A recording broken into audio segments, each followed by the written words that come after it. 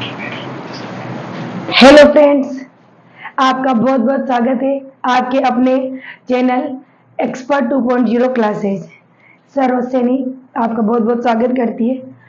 जैसा कि आपको पता है कि इसकी पहली वाली क्लास में हम लोगों ने एसपीडीएफ के बारे में डिस्कस किया था कि एसपीडीएफ जो कक्षाएं होती है वो उपकोष हैं के एलिमेंट के, और आज हम इस क्लास में एसपीडीएफ उपकोषों के हिसाब से संयोजकता निकालना सीखेंगे।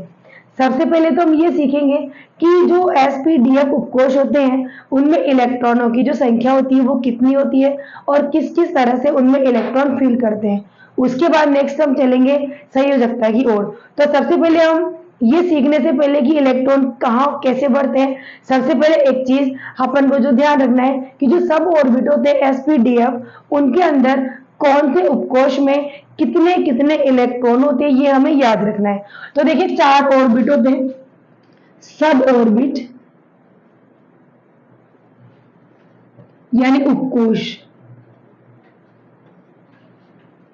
For S P D F. और ये जो चारों कोष होते हैं इनमें नंबर ऑफ इलेक्ट्रॉन्स एस में 2, पी में 6,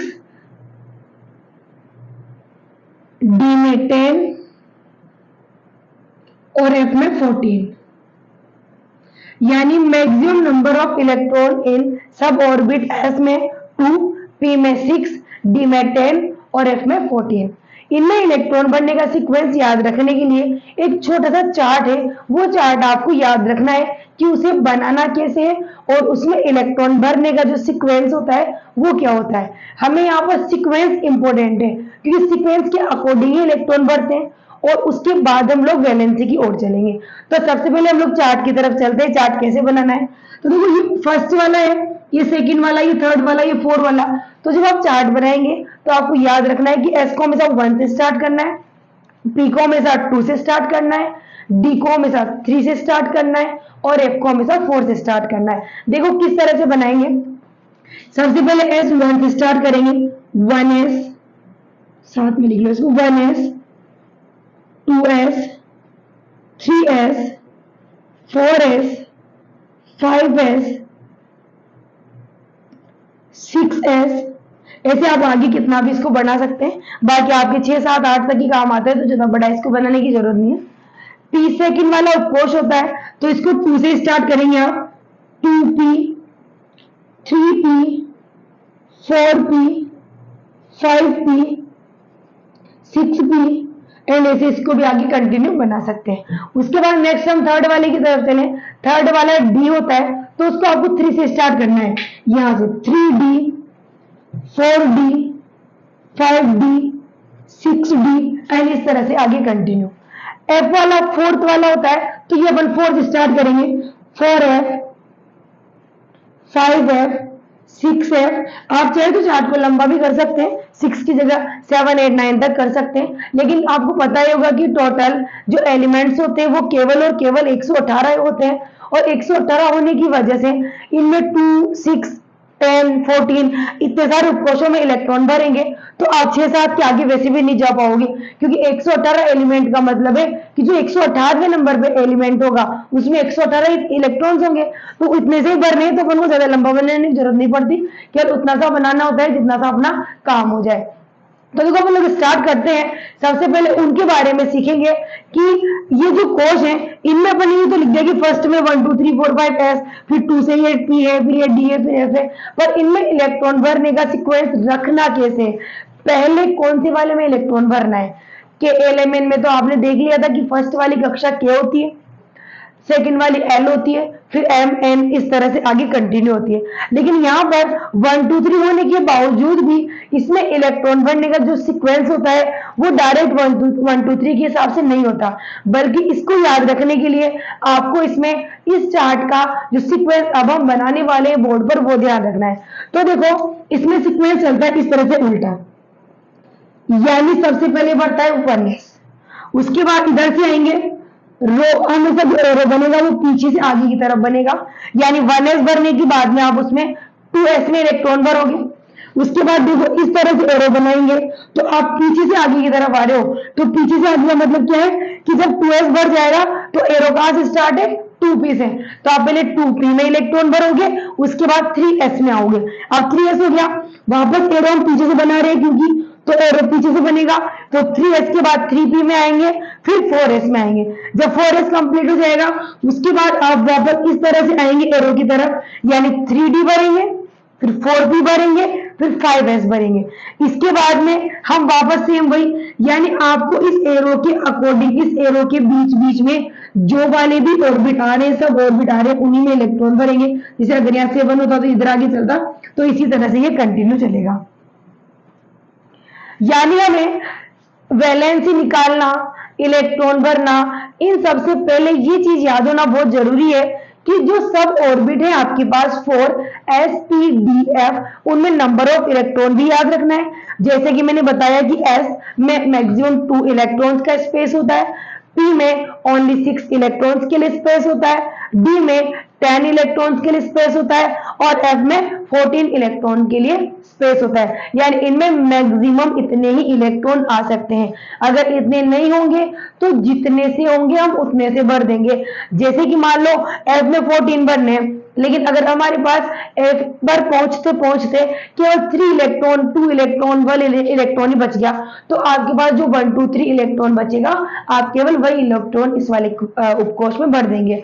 और उसके साथ ही ये जो चार्ट हमने बनाया है अभी बोर्ड पर, इसी को फॉलो करते हुए, इसी सीक्वेंस को फॉलो करते हुए हमें उपकोषों के अंदर इलेक्ट्रॉन भरने हैं। यानी हम दोबारा से रिपीट करते हैं, सबसे पहले 1s भरा जाएगा, उसके बाद 2s भरा जाएगा, उसके बाद 2p, 3s, उसके बाद हर बार एक्चुअली देखो ये होता क्या है, ये ऐसे चलता है, ऐसे आके फिर यहां से यूं जाता है, तो यहां से यूं आगे यूं जाता है, यानी ये बीच में अगर देखें तो ये सर्कल इस तरह से बना होता है, इस तरह से बना होता है। इसीलिए हम यहाँ आके उधर जाते हैं, और फिर इसमें भी यहाँ से आने के बाद वापस इधर जाते हैं। इसीलिए सीक्वेंस इस तरह से आ रहा है, मतलब हर बार हम एरो को ब्रेक नहीं कर रहे, ये कंटिन्यू सर्कल बना हुआ है। इसलिए यहाँ से होके वहां जाएंगे, फिर इसको बनेंगे, वापस वही यहाँ से तो यहाँ आएंगे। तो हर बार आपको ये ध्यान रखना है कि 1s के बाद वापस पीछे से 2s, फिर 2p, 3s, फिर 3p, 4s, यानी ये वाले सीक्वेंस को हमें रेगुलर फॉलो करना है। अब हम इलेक्ट्रॉन भरना सीखते हैं, उसके बाद हम संयोजकता यानी वैलेंसी की बात करेंगे। ये स्टार्ट करते हैं हम लोग। आप चाहे तो इसको पूरा सर्कल भी बना सकते हैं, जैसा मैंने भी डैश डैश में आपको समझाया, पर इसमें क्या ज्यादा ही कुछ हो जाएगा, लाइनें लाइनें दिखेंगी और ये जो 1s 2s है वो क्लियरली शो नहीं होगा। इसलिए हमने वो जो डैश डैश वाले एक्स्ट्रा जो लाइंस होती है वो हटा दी, केवल वो लाइंस ड्रॉ की है जो हमारे काम की है। अब देखो हम बात करें, अब किसी भी एलिमेंट को ले सकते हो, जैसे कि हम एग्जांपल से शुरू करते हैं। पहले हम वही वाले एग्जांपल लेते हैं जो 1 से लेकर 20 तक आपने के एलिमेंट के हिसाब से करे थे, ताकि आप जो वैलेंसी निकालोगे उसको कंफर्म कर सकते हो कि जो वहां वैलेंसी आई थी सेम टू सेम यहाँ भी आनी चाहिए, क्योंकि उससे तो वैलेंसी काफी इजीली निकल जाती है, पर वो तो 20 तक ही अप्लाई होता है। तो पहले आप इसी वाले प्रोसेस से 20 तक के एलिमेंट्स का सीख लेंगे, ताकि आप कंफर्म भी कर सकते हो कि आपने जो इलेक्ट्रॉन्स भरे हैं और जो वैलेंसी निकाली है वो आपकी पहले के एलिमेंट में जो आई थी वही आनी चाहिए, अलग नहीं आए, क्योंकि होगी तो सेम ही। इसलिए हम स्टार्ट करते हैं अब आगे इलेक्ट्रॉन बनने के सीक्वेंस से। तो देखो आप कोई सा भी एग्जाम्पल ले सकते हो, लाइक हम ले लिथियम। लिथियम कितने नंबर पे आता है? 3 नंबर पे, यानी इसका एटॉमिक नंबर 3 होता है। तो लिथियम के अंदर 3 इलेक्ट्रॉन्स होते हैं। अब ये 3 इलेक्ट्रॉन्स इस चार्ट के अकॉर्डिंग हमें भरने। तो देखो जैसा कि आपको पता है कि सबसे पहले 1s फिल होता है, तो 1s भरेंगे। अब देखो s में मैक्सिमम कितने इलेक्ट्रॉन्स भर सकते हैं आप? केवल लास्ट 2। अब इसके पास 3 है, यानी आप इसमें आराम से 2 भर सकते हो। तो आपने 1s के अंदर कितने इलेक्ट्रॉन फिल कर दिए? 2। अब इसके पास टोटल 3 थे, इनमें से आपने 2 भर दी, तो आपके पास केवल 1 इलेक्ट्रॉन बचा। अब देखो 2s फिल करने के बाद आप आएंगे 2s की तरफ, तो आपने ये 2s लिया, और क्योंकि s में आप 2 भर सकते थे, लेकिन आपके पास बचा केवल कितना है? 1, इसीलिए आप 2s में भर दोगे 1 इलेक्ट्रॉन। तो सबसे पहले 1s कंप्लीट हुआ। जब 1s पूरी तरह से भर गया, उसके बाद आप सेकंड वाली लाइन में आए 2s वाली में, और 2s में 1 इलेक्ट्रॉन था वो भर दिया। पहले हम लोग केवल इलेक्ट्रॉन भरना सीख रहे हैं, उसके बाद साथ के साथ ही वैलेंसी निकालना सीख लेंगे। पहले हम एक दो एग्जांपल्स कर लेते हैं ताकि आपको ये समझ में आ जाए कि पहले हम इलेक्ट्रॉन भरेंगे कैसे। कि वैलेंसी तो बात की बात है, पहले हम इलेक्ट्रॉन सही तरह से भरना भी तो आना चाहिए, इसीलिए हम लोग पहले इलेक्ट्रॉन भरना सीख लेते हैं एक दो एग्जाम्पल, और उन एक दो एग्जाम्पल्स का ही हम लोग वैलेंसी निकालना भी सीख लेंगे, उसके बाद हम आगे कंटिन्यू करेंगे। अब देखो, आप इसके अलावा कुछ और एग्जाम्पल ले सकते हैं, जैसे कि हम बात करें फ्लोरीन। आपको याद है फ्लोरीन का एटॉमिक नंबर 9 होता है, और क्योंकि फ्लोरीन का एटॉमिक नंबर 9 होता है, इट मींस फ्लोरीन के अंदर नंबर ऑफ इलेक्ट्रॉन्स कितना होगा, 9 होगा। अब हम इस चार्ट को फॉलो करेंगे। सबसे पहले वही 9 में से 1s में भर देंगे 2 इलेक्ट्रॉन, तो ये भर दिया आपने 1s में 2 इलेक्ट्रॉन्स। 1s में 2 इलेक्ट्रॉन भरने के बाद हमारा नेक्स्ट आता है 2s का नंबर, तो हम 2s में भरेंगे वही 2 इलेक्ट्रॉन, यानी 2 इलेक्ट्रॉन्स फिल कर देंगे, क्योंकि हमारे पास यहाँ पे 9 है, 2 हमने यहाँ पे भरे थे, तो हमारे पास 7 बचे, 7 में से भी आपने 2 भर दिए, तो अभी देखो 2 और 2 4 हो गए, अभी हमारे पास 5 इलेक्ट्रॉन्स और बच रहे हैं। तो उन 5 इलेक्ट्रॉन्स के लिए 1s हमने हो गया कंप्लीट, 2s हमारा कंप्लीट हो गया। अब इसके बाद हम चलेंगे 2p की ओर, तो ये 2p, वैसे तो आप 3 में 6 भर सकते थे, लेकिन यहाँ पर 6 बच ही नहीं रहे, हमारे पास रिमेनिंग इलेक्ट्रॉन्स कितने हैं, 5, तो आप यहाँ पर इसमें भर दोगे ये 5 इलेक्ट्रॉन्स, यानी पहले 1s में 2 कंप्लीट कर दिए, उसके बाद 2s में 2 कंप्लीट कर दिए, और लास्ट में आपके 2s यही खत्म हो गया।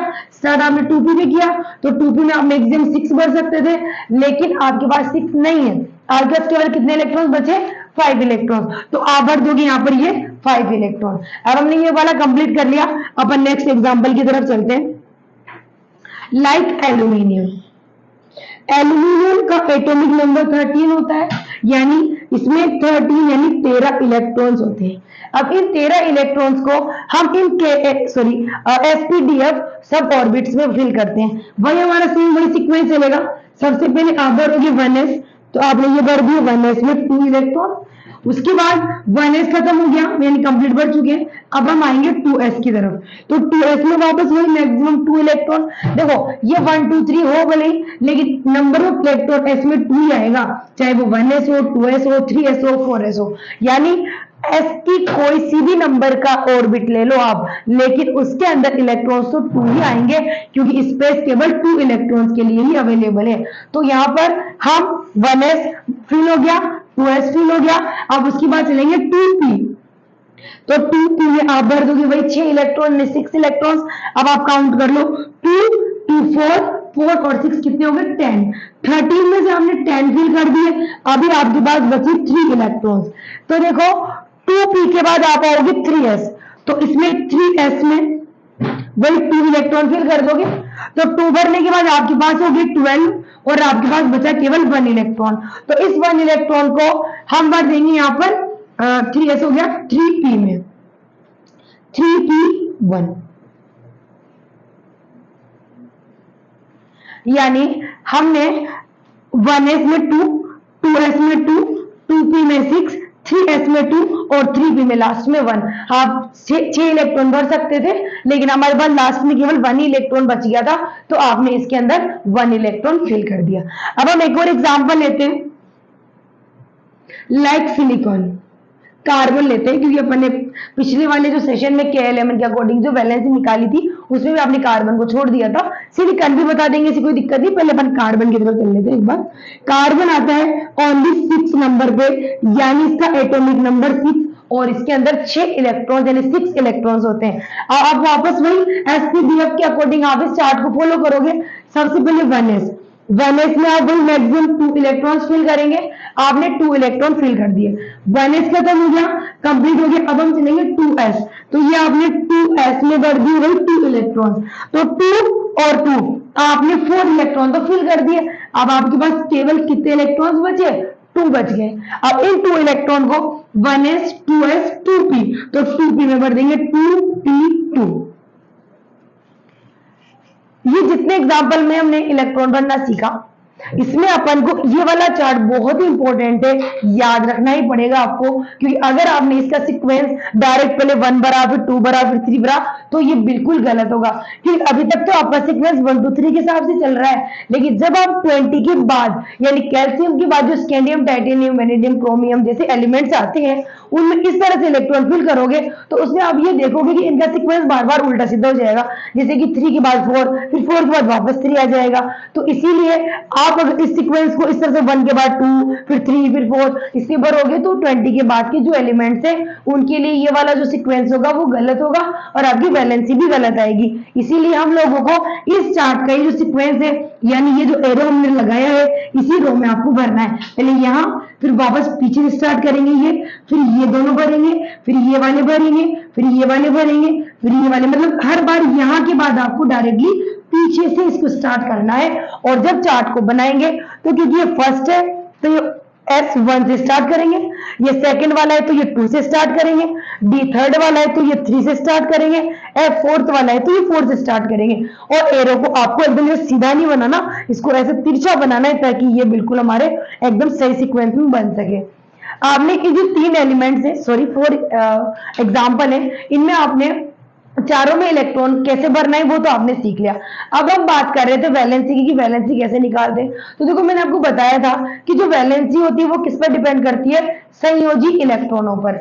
संयोजी इलेक्ट्रॉन क्या होते हैं, बाह्यतम कोश के जो इलेक्ट्रॉन होते हैं, यानी 1 2 3 में जो लास्ट वाला नंबर होगा वही उसका बाह्यतम कोश होगा और वही डिसाइड करेगा कि जो आपके सामने एटम है, जो एलिमेंट यानी जो परमाणु आपके सामने है उसके अंदर इलेक्ट्रॉन कितने हैं और उसकी वैलेंसी कितनी होगी।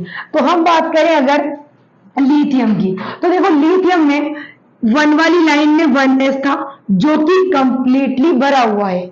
उसके बाद हम बात करें 2s की, तो 2 वाली लाइन में आप देखो 2 में s भी आता है और 2 में p भी आता है, यानी इसमें अगर आप पूरा भरते तो यहाँ 2 होते और यहाँ 6 होने चाहिए थे, पर यहाँ पर ये 6 तो है ही नहीं, केवल 2s में 1 इलेक्ट्रॉन है। यानी अब हम अगर ये बात करें कि ये कितना इलेक्ट्रॉन देगा या कितने इलेक्ट्रॉन लेगा, तो आपको ये चीज याद होनी चाहिए कि 2 को पूरा भरने के लिए s के साथ साथ p भी पूरा भरना पड़ेगा, तब जाके इसका सेकंड वाला ऑर्बिट पूरा होगा।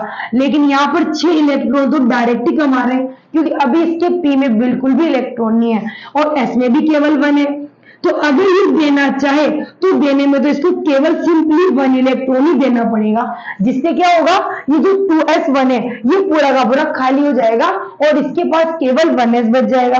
लेकिन अगर हम इसको लेने की बात करें तो देखो आप तो सोच रहे होंगे कि s में टोटल 2 इलेक्ट्रॉन्स आते हैं, 1 तो यहाँ पर है ही सही तो लेना भी 1 ही पड़ेगा, पर ऐसा नहीं है क्योंकि सेकेंड ऑर्बिट में 2s भी है और 2p भी है, तो यहाँ 2 और यहाँ 6 यानी कंप्लीट 8 इलेक्ट्रॉन 2 ऑर्बिट के अंदर यानी सेकंड ऑर्बिट के अंदर होने ही चाहिए। तो अगर इसे लेना है तो एक तो s के लिए लेना चाहिए और 6 p के लिए भी चाहिए, तो 6 और 1 कितना हो गया 7, यानी इसे लेने कितने पड़ेंगे 7 लेने पड़ेंगे। तो या तो ये 1 देगा या ये 1 लेगा, तो जाहिर सी बात है कि ये 1 इलेक्ट्रॉन देगा क्योंकि 7 इलेक्ट्रॉन लेना पॉसिबल नहीं है। इसके लिए इस एटम को बहुत ज्यादा क्वांटिटी में एनर्जी की नीड होती है और इतनी एनर्जी किसी भी एटम के पास नहीं होती कि वो 7 इलेक्ट्रॉन किसी को दे सके, इसीलिए ये केवल 1 इलेक्ट्रॉन लेगा, सॉरी 7 इलेक्ट्रॉन ले सके, इसलिए ये केवल 1 इलेक्ट्रॉन देगा और देने वाला धन यानी पॉजिटिव होता है और इसने 1 दिया, इसीलिए इसकी वैलेंसी कितनी आएगी ओनली +1। तो लिथियम की वैलेंसी आपने के एलिमेंट से भी निकाली थी तो +1 ही आई थी। अब हम बात करें फ्लोरीन की, देखें फ्लोरीन आता है 9 नंबर पे 1s2 2s2 2p5 यानी 5 2 7 और 2 9 यानी 9 इलेक्ट्रॉन आपने फिल करे। अब हम देखेंगे कि इसकी वैलेंसी कितनी आएगी और कैसे निकालेंगे। तो देखो बात अगर देने की और लेने की करें तो दोनों कंडीशन को ऊपर समझ लेते हैं ताकि आपको समझ में आ जाएगा कि कौन सा वाला वे इजी गोइंग होगा। देखो अगर इसको देना है तो जाहिर सी बात है कि इसको पूरा का पूरा 2 वाला खाली करना पड़ेगा, क्योंकि 1 तो ऑलरेडी पूरा भरा है। 1 में तो ऐसे ही आता है, 1 में पी डी वगैरह तो कुछ आता है नहीं, तो 1 में तो ये आएगा। लेकिन 2 में एस और पी दोनों आते हैं। देखो 2s 2p, इसमें 3p नहीं आता, यहाँ पे सॉरी 2d नहीं आता, इसीलिए p तक। तो यहां तक कि इसके पास टोटल 2 और 5 कितने इलेक्ट्रॉन हो रहे हैं? 7। तो अगर इसको इलेक्ट्रॉन्स देने पड़े तो p पूरा का पूरा ही खाली करना पड़ेगा, इसीलिए इसको 5 और 2 यानी 7 इलेक्ट्रॉन देने पड़ेंगे। और लेना कितना पड़ेगा? देखो 2s तो पूरा भरा ही, 2p में वैसे मैक्सिमम 6 होने चाहिए, 5 तो यही थी, तो एक इलेक्ट्रॉन ले लेगा तो 5 और एक ले लेगा तो 6, तो ये पूरा भरा जाएगा। इसलिए क्या करेगा? देने की बजाय एक इलेक्ट्रॉन ले लेगा और लेने वाला माइनस, और कितना लेगा? 1, इसीलिए फ्लोरीन की वैलेंसी कितनी आएगी? -1।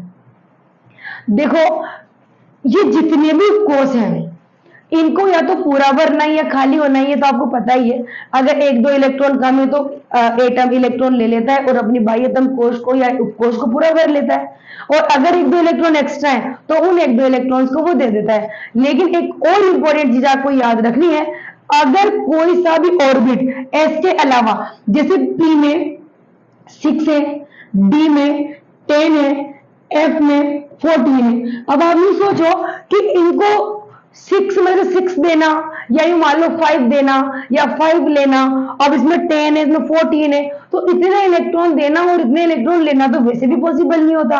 तो यानी अगर आप आगे के एटम्स में चलोगे तो इतने इलेक्ट्रॉन देने या इतने इलेक्ट्रॉन लेने के बाद में ही पूरे भरेंगे, तो इतना इलेक्ट्रॉन देना लेना तो पॉसिबल ही नहीं है, फिर हम इनको स्टेबल कैसे करेंगे? इसलिए आपको ये बात यहाँ ध्यान रखनी है कि अगर ये 6 में से आधे यानी 3 भी बढ़ जाएंगे, 10 वाला 5 और ये 7, मतलब अगर ये फिक्स आधे भरे हैं तो भी ये स्टेबल मान लिए जाते हैं। हालांकि पूरी तरह से स्टेबल नहीं होते, लेकिन ये क्योंकि ज्यादा इलेक्ट्रॉन दे ही नहीं सकते तो आधा भरने के बाद भी इनको स्टेबल मान लिया जाता है। तो अगर इनमें डी एफ इनमें है इलेक्ट्रॉन देने और लेने की कंडीशन पे हम आगे डिस्कस करेंगे, तो वहां हम यही देखेंगे कि पूरा भरने के लिए तो पूरे 6 इलेक्ट्रॉन चाहिए, तो 6 इलेक्ट्रॉन देना लेना तो पॉसिबल ही नहीं है। और डी की बात करें तो डी में तो पूरे 10 हो गए और एफ में पूरे 14 हो गए, तो 14 तो ना कोई एटम दे सकता है ना कोई ले सकता है, इसीलिए ये पूरे आधे भरने तक का काम भी कर लेते हैं। जैसे कि अगर 1-2 लेने से 7 हो रहे हो या 1-2 देने पर 7 रह रहे हो, तो उस कंडीशन में क्या करेंगे? आधे भरने तक की काम कर लेंगे। आधा भरने के लिए 1-2 इलेक्ट्रॉन देने पड़ रहे होंगे या 1-2 इलेक्ट्रॉन लेने पड़ रहे होंगे, तो ये वो काम करके और उस तरह से स्टेबल हो जाएंगे। आगे अपन इस तरह के एग्जांपल भी देखेंगे। अभी अपन ने जो नॉर्मल एग्जांपल की स्टार्टिंग में थोड़ा नॉर्मली है आपके, तो उनको देख लेते हैं पहले। अब देखो एल्यूमिनियम की हम बात करें, एल्यूमिनियम में 1s तो कंप्लीट है, 2s में भी देखो 2s भी कंप्लीट है, 2p भी कंप्लीट है, यानी 2 वाली रो वैसे भी पूरी कंप्लीट है। अब बात करें 3 वाली, तो 3 में देखो s में 2 और p में 1, यानी दोनों में मिला के 2 और 1 यानी 3 इलेक्ट्रॉन है। अगर इसको देने पड़े तो इन्हें पूरे के पूरे 3 इलेक्ट्रॉन देने पड़ेंगे। लेकिन अगर बात हम करें लेने की, तो देखो लेने के लिए देखो 3 वाली लाइन में s भी है, p भी है, d भी है, यानी अगर इसे लेना पड़ा तो अभी तो p में ही 1 इलेक्ट्रॉन है यहाँ, तो 5 तो p में माइनस हो रहे, कम पड़ रहे, तो 5 तो इसके लिए लेने पड़ जाएंगे। फिर अगर d को भी भरना चाहो तो 10 d में लेने, तो इसके पास तो 5 और 10 यानी पूरे 15 इलेक्ट्रॉन कम है अभी, तो उसको लेने पड़े तो इसको पूरे ये पूरे 15 लेने पड़ेंगे। और अगर अपन इतना आगे नहीं भी चले, मान लो p तक भी जाए, तो अभी p में भी तो 5 इलेक्ट्रॉन कम है, तो इतने इलेक्ट्रॉन तो ये लेना देना पॉसिबल होता ही नहीं है। इसीलिए क्या करेगा? इतने 5 इलेक्ट्रॉन लेगा तो नहीं, बल्कि केवल 3 इलेक्ट्रॉन दे देगा और देने वाला प्लस, और कितने देगा? 3। इसीलिए एल्यूमिनियम की वैलेंसी कितनी आ जाएगी? +3।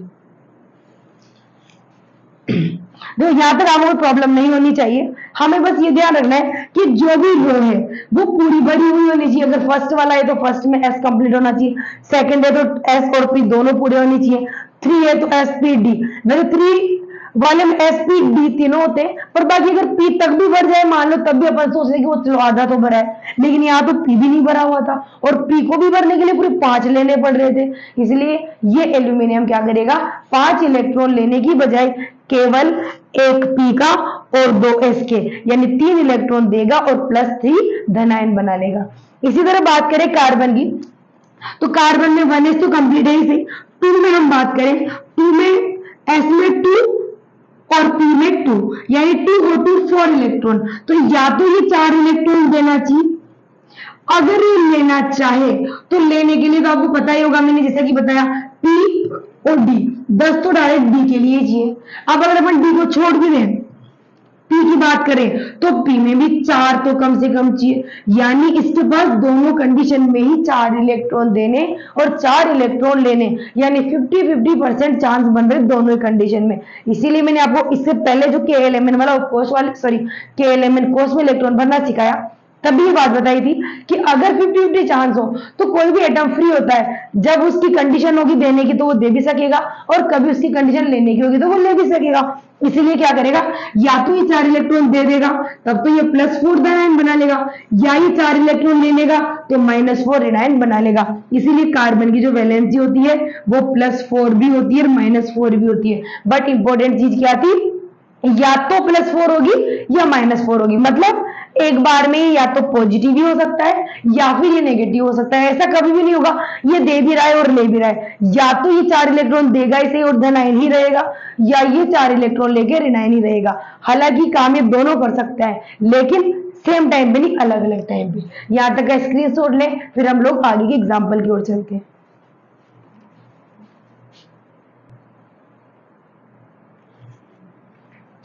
आई होप आपने स्क्रीनशॉट ले लिया होगा। अब हम लोग आगे के एग्जाम्पल्स की ओर चलते हैं। एक दो एग्जाम्पल मैं आपको और सिखा देती हूँ, उसके बाद आप लोग खुद घर से प्रैक्टिस करना ताकि आपको समझ में आएगा कि निकालना कैसे। आप लोगों को कंटिन्यू प्रैक्टिस करते रहना है क्योंकि प्रैक्टिस से ही आता है। देखो ये चीजें जो होती है मैथमेटिकल पोर्शन है और मैथमेटिकल पोर्शन को जितना आप खुद से करके देखोगे उतना ही आपके डाउट्स जल्दी क्लियर होंगे। बाकी फिर भी कोई डाउट्स हो आपको तो आप कमेंट बॉक्स में कमेंट कर देना। अपन चलते हैं नेक्स्ट एग्जाम्पल की ओर। हम लेते हैं नियोन। नियोन 10 नंबर पे आता है, यानी नियोन में 10 इलेक्ट्रॉन्स होते हैं। अब हम इस वाले सीक्वेंस के अकॉर्डिंग ही वही इलेक्ट्रॉन्स फिल करने हैं। सबसे पहले आप भरोगे 1s2, उसके बाद हम चलेंगे 2s2, 2p6, 2, 4 और 6, ये 10 इलेक्ट्रॉन्स आपकी कंप्लीट हो गए। अब देखिए आप यहाँ पर ये पूरे के पूरे 10 इलेक्ट्रॉन्स कंप्लीट हो गए हैं। आपने 1s भर दिया, 1s पूरी तरह से भरा हुआ है, फुल है, इसमें एक भी इलेक्ट्रॉन एक्स्ट्रा इधर नहीं। और वैसे भी ये फर्स्ट वाला ऑर्बिट है तो फर्स्ट वाले ऑर्बिट को आपको कभी भी नहीं देखना क्योंकि जो आउटर मोस्ट शेल होती है, आउटर मोस्ट ऑर्बिट होता है, बाह्यतम कोश होता है, उसी के इलेक्ट्रॉन्स इस वाली पार्टनरशिप में भाग लेते हैं। उसके पहले वाली कक्षा तो ऑलरेडी पूरी भरी हुई होती है, इसलिए उसके इलेक्ट्रॉन्स को आपको कभी भी नहीं छेड़ना। अब इसकी बात करें 2s2, 2p6, यानी इसमें 6 और 2 8 इलेक्ट्रॉन्स हैं। लेकिन आप ये देखो यहाँ पर ध्यान देने वाली बात ये है कि 1s भी पूरा भरा है और 2p भी पूरा हुआ है। 2 वाली लाइन में s और p दो ही तो थे और दोनों यहाँ पर पूरे भरे हैं। और अगर ये दोनों ही पूरे भरे हैं यानी ये एटम ऑलरेडी स्टेबल है, इसमें ना तो कुछ एक्स्ट्रा इलेक्ट्रॉन है और ना इसको कुछ इलेक्ट्रॉन्स की नीड है। इसीलिए ये ना तो इलेक्ट्रॉन देता है और ना इलेक्ट्रॉन लेता है। इसीलिए नियोन की जो वैलेंसी आती है वो आती है 0। इसी तरह आपने जब KLMN से सीखा था तब भी हमने वहां पर भी ये सीखा था कि 2 और 8 KL में जो इलेक्ट्रॉन भरे थे उनमें दोनों कोश पूरे भर चुके थे, इसीलिए जो नियोन की वैलेंसी आई थी वो 0 आई थी। हम लोग आगे चलते हैं। लाइक सिलिकॉन, मैंने आपको बताया था कि सिलिकॉन भी करेंगे हम लोग। सिलिकॉन 14 नंबर पे आता है, ये 5th नंबर का एग्जाम्पल हो गया आपका, ये 6th नंबर का एग्जाम्पल हो गया। 14 तो 14 इलेक्ट्रॉन है इसके अंदर, वही आप इलेक्ट्रॉनिक विन्यास निकालो। पहले 1s2, उसके बाद 2s2, उसके बाद 2p6। देखो आप 10 इलेक्ट्रॉन तो हो गए 2p6 में। अब चलेंगे 3 की तरफ तो 3s2, यानी आपके पास यहाँ 12 इलेक्ट्रॉन हो गए। अब 3s के बाद 3p में आएंगे, 3p में वही आपके पास 2 इलेक्ट्रॉन बचे, यानी 1s2, ये 1 वाला भी कंप्लीट हो गया। 2s2, 2p6, यानी सेकंड वाला ऑर्बिट भी पूरा भरा हुआ है। थर्ड में आ गए हम तो अब हमें डायरेक्टली केवल थर्ड वाले ऑर्बिट के इलेक्ट्रॉन से मतलब है कि वो कितने और वो कितने इलेक्ट्रॉन दे या ले सकता है। तो देखो देने के लिए तो आप सिंपल ही ध्यान रखो कि पूरे कोश में जितने भी हैं अगर खाली करना है तो पूरे ही देने पड़ेंगे। तो यहाँ पर इसको 2 और 2 4 यानी सिर्फ देने होंगे तो कितने इलेक्ट्रॉन देने पड़ेंगे, वही 4। अब अगर बात करें लेने की तो देखो वैसे तो लेने के लिए डी में तो 10 तो डायरेक्टली चाहिए, पर अगर फिर अपन यहाँ तक नहीं भी चले तो हम पी तक में भी काम पूरा कर सकते हैं जैसा कि मैंने बताया था। तो देखो पी में भी 6 में से केवल 2 इलेक्ट्रॉन्स हैं यहाँ पर अभी, यानी इसमें ऑलरेडी 4 इलेक्ट्रॉन कम है। तो अगर हमें पी को भी भरना है तो भी इसे 4 इलेक्ट्रॉन तो कम से कम लेने ही पड़ेंगे। अब आप देखो इसके पास वही जैसे कार्बन में था वैसे कि वैसे इसको दोनों ही चांसेस बराबर बराबर ही देखने को मिल रहे हैं। तो इसीलिए या तो ये 4 इलेक्ट्रॉन देके +4 बन सकता है या 4 इलेक्ट्रॉन लेके -4, यानी जो सिलिकॉन होती है इसकी वैलेंसी भी +4 या -4 दोनों हो सकती है, बट सेम थिंग एक बार में एक ही वैलेंसी होगी, या तो +1 या -1। अब हम एग्जांपल की ओर चलते हैं। हाइड्रोजन, हाइड्रोजन आपको याद है एक ही नंबर पे आता है, इसमें एक ही इलेक्ट्रॉन होता है। इस इलेक्ट्रॉन को भर दोगे आप 1s1। अब देखो 1s में 2 आते हैं, इसके पास 1 है, तो या तो ये एक इलेक्ट्रॉन को देके और पूरी तरह से 0 हो जाएगा, यानी सारे इलेक्ट्रॉन दे देगा और स्टेबल हो जाएगा। अगर इसको लेना है तो 1 में s में 2 होने चाहिए, इसके पास 1 है, यानी अभी इसको 1 इलेक्ट्रॉन की नीड है, तो सेकेंड ऑप्शन ये 1 इलेक्ट्रॉन ले भी सकता है। अब आप देखो यहाँ पर दोनों चांसेस ही बराबर बराबर है, देने के लिए भी 1 इलेक्ट्रॉन देना चाहिए और लेने के लिए भी 1 इलेक्ट्रॉन है। इसीलिए क्या करेगा, अगर इसकी इच्छा हो तो देके +1 बना लेगा और अगर इसकी इच्छा हो तो लेके ये -1 बना लेगा।